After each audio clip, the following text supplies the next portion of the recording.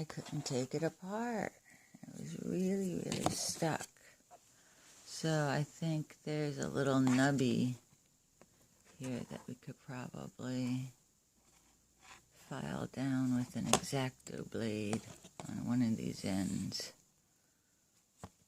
Because it was hard, my poor little fingers. Okay, so what I did was I took my nail file and I got on the edge there and made it a little bit smoother.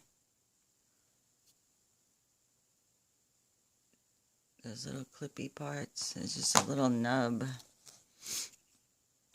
So hopefully then it'll go in there smoother.